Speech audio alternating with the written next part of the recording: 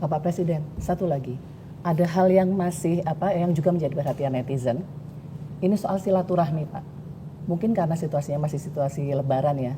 Khususnya situasi silaturahmi kebangsaan, Pak, yang dilakukan oleh Mas Didit putra Bapak kemarin kepada sejumlah presiden, Bu Mega, ke Pak SBY dan juga Pak Jokowi selama Idul Fitri kemarin. Dan beberapa waktu sebelumnya beredar juga foto-foto di ulang tahun Mas Didit itu berkumpul putra-putri Presiden RI yang sebelumnya. Dan karena itu Mas Didit disebut-sebut sebagai duta sila ketiga Pak Persatuan Indonesia. Nah, apakah benar Mas Didit ini menjadi jembatan komunikasi Bapak dengan sejumlah tokoh? Jadi begini ya, anak saya Didit itu sudah lama, jadi dia itu memang bersahabat dengan banyak orang dan dia bersahabat sama mereka itu. Jadi selalu kalau ada masalah politik beliau tanya, bapak saya diundang makan oleh si A, anaknya tokoh politik, gimana Pak? Boleh, kamu harus bersahabat, saya ajarin nilai saya. Didit jangan punya musuh.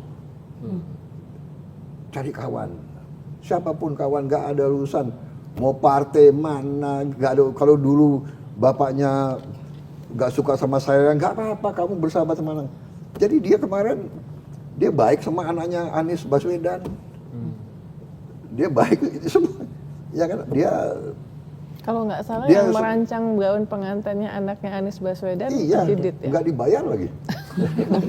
Tapi berarti ini inisiatifnya Mas Didit sendiri? Inisiatif dia, tapi dia selalu nanya saya, Pak, saya mau ke rumahnya Bu Mega. Bagus, silakan. Saya mau telepon Pinka, jadi teman dia kan, gitu, putrinya Mbak Puan. Monggo, silakan. Mas Didit cerita nggak Pak, apa yang diobrolin dengan Bu Mega pada Bapak? Ngobrolin ya yang baik-baik aja ya, yang dia hubungannya baik sama Ibu Mega dari dulu, dan sama Mas Ahaye dia baik, sama semua. Saya heran juga, jadi oke, dia bisa kumpulin yang aku nggak bisa kumpulin, dia bisa kumpulin. Dan dia ada nakalnya, kadang-kadang dia kumpulin, dia nggak kasih tahu saya, dia nggak kasih tahu saya. Jadi saya datang, surprise untuk Bapak ya?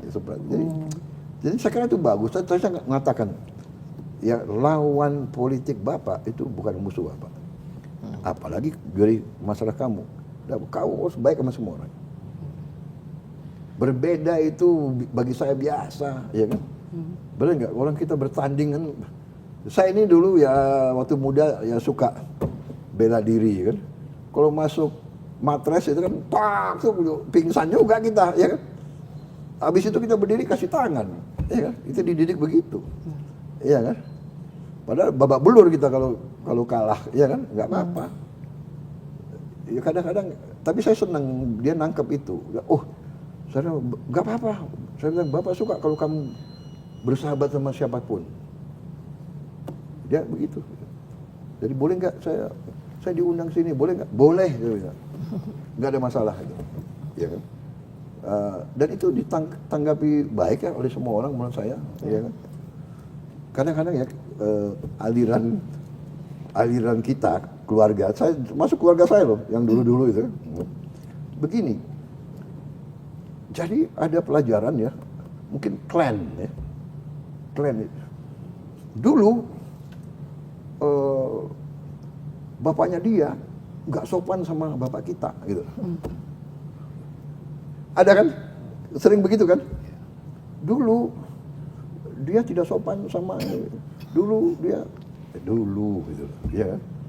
Kalau saya bilang udah nggak apa-apa, ya kan? Dulu sekarang beda. Mungkin juga, umpamanya kita berbeda pendapat ya. Dia nggak suka sama saya nggak suka sama dia, tapi dia nggak suka sama saya, mungkin saya juga ada kesalahan, mungkin, ya kan? Namanya anak muda, bener nggak? Kadang-kadang saya sembrono juga gitu loh. Karena saya ini banyak pendidikan di barat kan waktu itu. Ini contoh saya cerita ya. Jadi satu saat saya letnan, ada komandan saya di depan kasih briefing. Saya di belakang, saya duduk begini. Kan di barat biasa kan? Iya. Saya di sekolah waktu itu duduk begini, nggak dimarahin guru saya waktu di Inggris. Tapi untuk komandan saya yang orang Jawa, Letnan Prabowo, kamu yang benar, siap. Nah, itu loh. Jadi bukan niat saya, tapi dia udah tersinggung gitu. Hal-hal kecil seperti itu, ya kan? Kadang-kadang umpamanya anak muda tolak pinggang, kan di budaya Barat itu tolak pinggang nggak apa-apa, ya kan? Dengan orang Indonesia senior, mana tolak pinggang, ya? Kira-kira begitu. Jadi 1000 kawan terlalu sedikit, 1 lawan terlalu banyak. Kunci yang saya belajar sekarang adalah kunci keberhasilan kita menghadapi krisis adalah kerukunan. Apakah kerukunan itu berarti tidak boleh kritik, tidak boleh koreksi? Enggak, silakan.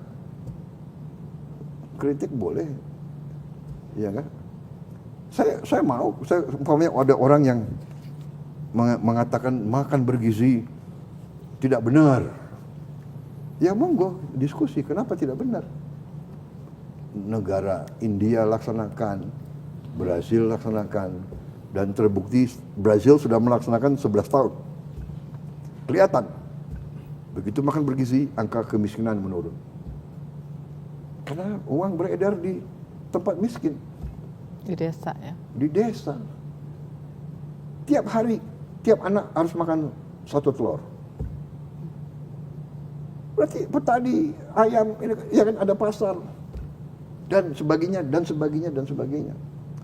Jadi kita bukan melaksanakan hal yang baru. India melaksanakan, Brazil melaksanakan, ya kan? Kalau Amerika sudah lama melaksanakan. Yang saya tangkap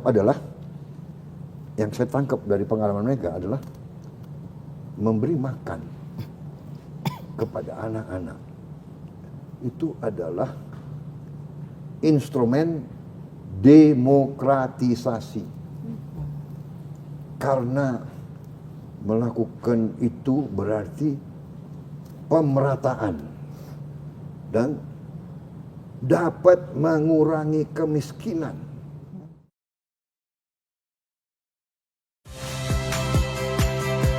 Saya Priska Clarissa. Saksikan program-program Kompas TV melalui siaran digital, pay TV, dan media streaming lainnya. Kompas TV, independen, terpercaya.